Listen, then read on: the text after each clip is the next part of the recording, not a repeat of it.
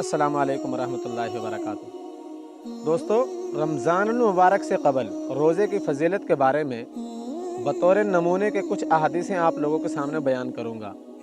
इन अहादीस को बयान करने का मकसद ये है ताकि वो हमारे भाई जो रोज़ा नहीं रखते वो रोज़ा रखने वाले बन जाएं। रोज़ा रखने की क्या फ़जीलत है, उनके लिए क्या इनामात हैं, और उनको इस बात का पता चल जाए कि अल्लाह रब्बुल इज़्ज़त ने रोज़ा रखने वालों के लिए क्या इनामात रखे हैं, उनके लिए अल्लाह रब्बुल इज़्ज़त ने क्या बदला रखा हुआ है। नबी अकरम सल्लल्लाहु अलैहि वसल्लम ने फरमाया, जो शख्स अल्लाह की रज़ा हासिल करने के लिए रोज़ा रखता है तो अल्लाह रब्बुल इज़्ज़त ऐसे शख्स के अगले तमाम सगीरा गुनाहों को माफ़ फरमा देते हैं।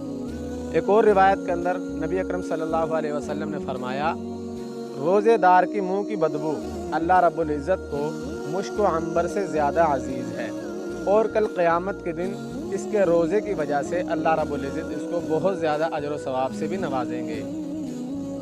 और एक और रिवायत के अंदर नबी अकरम सल्लल्लाहु अलैहि वसल्लम ने फरमाया, कल क़यामत के दिन जब लोग अपने हिसाब व किताब के अंदर फंसे होंगे, उस वक़्त अल्लाह रब्बुल इज़्ज़त के आरश के नीचे एक दस्तरखान चुना जाएगा और उस पर कुछ लोग बैठकर खाना खा रहे होंगे। उन लोगों के बारे में वो लोग बातें करेंगे जो हिसाब किताब के अंदर फंसे होंगे। वो कहेंगे कि ये कौन लोग हैं, हम तो हिसाब किताब के अंदर फंसे हैं और ये बड़े मज़े के साथ खाना खा रहे हैं।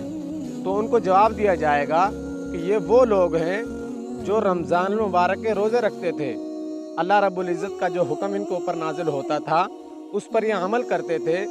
तो आज अल्लाह रब्बुल इज़्ज़त ने इनके रोज़ों के बदले में इस इनामात से, इन एहसानात से नवाजा है। तो मेरे दोस्तों, रोज़ा एक ऐसी इबादत है जिसका कानून अल्लाह रब्बुल इज़्ज़त के यहाँ दूसरी इबादत से ज़रा हटकर है। दूसरी इबादत के बारे में ऐसा होता है, अगर कोई इबादत करता है तो उसका अजर व सवाब अल्लाह रब्बुल इज़्ज़त फ़रिश्तों के ज़रिए से 10 से 700 गुना तक उसको अता फरमाया जाता है करने वाले को। और रोज़ा एक ऐसी इबादत है, अगर कोई शख्स रोज़ा रखता है तो इसका अजर अल्लाह रब्बुल इज़्ज़त खुद अता फरमाते हैं। तो सोचो, जिस शख्स को अजर उसके मालिक की जानिब से मिल जाए तो वो कितना खुश नसीब होगा। तो रोज़ा ही वो इबादत है कि अल्लाह रब्बुल इज़्ज़त बनफ़्से नफीस खुद इसका अजर अल्लाह रब्बुल इज़्ज़त अपने बंदों को अता फरमाते हैं।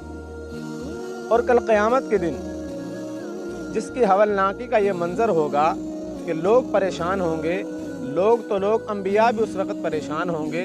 अगर उस दिन के अंदर अल्लाह रब्बुल इज़्ज़त का कलाम किसी शख्स के लिए उसकी सिफारिश का ज़रिया बन जाए, या रोज़ा किसी शख्स के लिए निजात का ज़रिया बन जाए, तो ऐसे शख्स के लिए क्या खुश नसीबी की बात होगी, ऐसा शख्स कितना खुश नसीब होगा।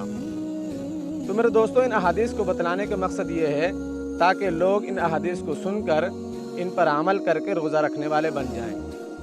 अगर कोई शख्स इन अहादीस को सुनकर इनको पढ़ के उसके बावजूद भी रोज़ा नहीं रखता, तो ऐसा शख्स का जो दिल है वो पत्थर से भी ज़्यादा सख्त है और बहुत ज़्यादा गुनाह करने की वजह से उसका दिल जंग आलूद हो चुका है।